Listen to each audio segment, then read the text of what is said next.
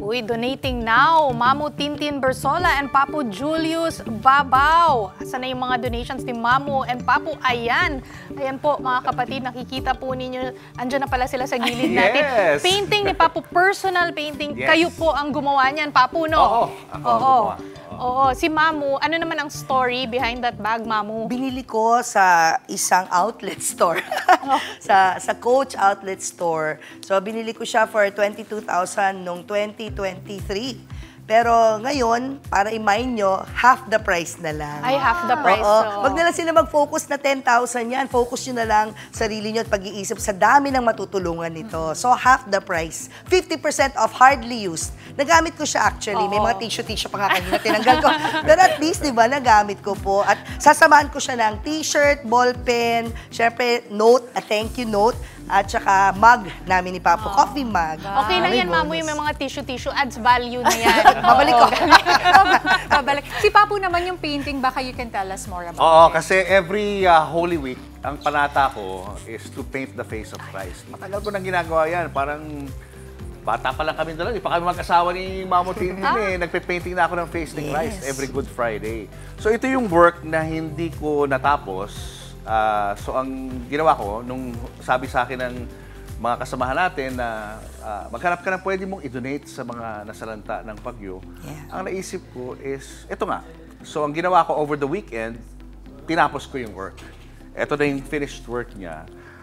This is Christ, of course, no? Nakita ko na napapanahon talaga na i-share ko itong art ko. First time ko itong gagawin, ha? Never na lumabas ang kahit anong artwork ko sa collection ko. It's just a personal collection. Yeah. But this time, this is something different. Sabi ko na kinakailangan may share ko to sa ibang tao para mag-serve as inspiration and at the same time, makatulong sa kapwa. So, ito, si Christ ang nag-suffer, katulad ninyo, kayo mga kababayan natin dyan sa Visayas at sa ibang mga lugar na nagsasuffer ngayon. Huwag kayong mag-alala dahil balang araw malalampasan nyo rin yung mga pagsubok na yan.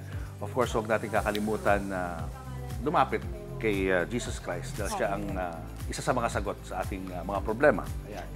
Ito, ino-offer ko sa kanila para bilhin nila at makatulong sila sa kapwa. Papu, para mas lalong ma-appreciate dyan at magdagdag value, gano'ng katagal mo ginawa yan? Yung painting na yan? Ang painting ko kasi, mabilis ako mag-paint eh. Ang panata ko, every Good Friday, from the time na dinala ni Christ yung cross, patungo, yung nag-suffer siya up to yung kanyang pagkamatay, which is up to 3 o'clock, kailangan tapusin ko yung work ko. I start at 12 noon, I finish at 3. Finish or unfinished, wala na.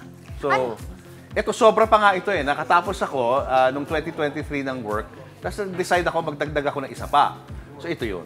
So, yung palang purpose, di ba? Ano ang ginamit mo dyan, Papu? Ano Oil to? ba yan? Acrylic on canvas. Acrylic. Yes. May video yan. Ako yung videographer eh. So we can show you the video of Papu at work when he was doing it. So every year ako yung nagbibid. Ako yung videographer ng pamilya. Yes. Para mas lalong ma-appreciate ng bibili. Makikita niyo si Papu talaga eh. Nagpe-painting from start to finish. Saka sila lang ang magkakaroon ng painting ko. Never. Kasi Never maraming nagkaroon ako ng bumibili. Hindi niya painting. binibenta. So, first time ever to, Papu. Yeah, first time ever na in-offer ko sa public. para sa kapatid. Kasi madami na kami natulungan through fundraising, asking for artists' help para makatulong sa pagpapagawa ng mga bahay, pagpapagawa ng mga evacuation center. And this time, ako naman ang magbibigay ng contribution ko sa pamamagitan ng talent ko para makatulong sa mga kababayan natin. Oo, so titingnan na lang siguro kung magkano yan sa ating Facebook page, social media kaya-kaya pages. niyo to. Kayang-kaya Basta naman makatulong daw. kahit magkano. Basta makatulong. Uy, hindi kahit magkano. Hindi naman, mga- May sinabi na siya, man. May naisip na siya.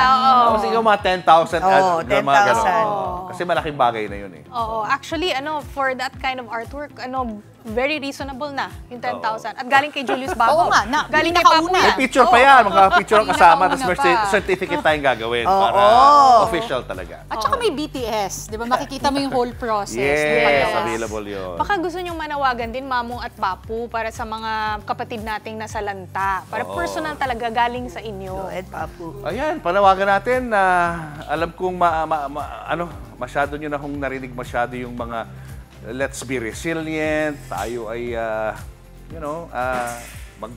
manalangin sa Panginoon, which is true naman, no? Kaya lang, gamitin din natin ang ating isipan sa susunod na mga halalan sa ating bansa, mas matalino na ho tayo sa pagpili ng mga mga leaders natin na sa tingin po natin ay talagang makapagbibigay ng solusyon sa mga problemang katulad yan. Na sabi ko nga, Mamu, di ba, parang nagiging template na lang ang mga nangyayari sa ating lipunan tuwing magkakaroon ng bagyo. Sana baguhin na natin yun. Magkaroon ng mga pagbabago na talagang permanenteng solusyon.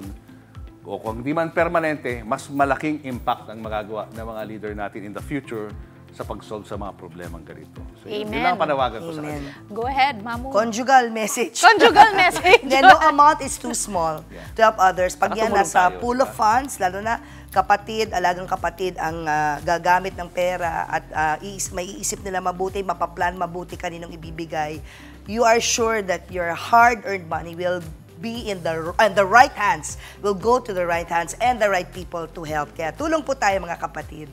Pwede pa ba magdagdag? Oh, yeah, of sige. course. So, online naman, no? Okay, mamayang gabi magmamarikondo ako sa cabinet ko. Para Nakahanap pa siya. makaisip pa ng iba pang pwedeng i-donate, ipopost na lang online. Bili Pwede. kayo mag-mine kayo. Bawal ang joy miners. Dapat bumili talaga. Thank you. God Thank bless you. you. Thank you din, Mamu and Papu, you. sa inyong tulong. Malaking tulong. Again, walang help na maliit lang, no? Pero malaki na yung tulong. Salamat sa pagkakataon na Thank makatulong. you.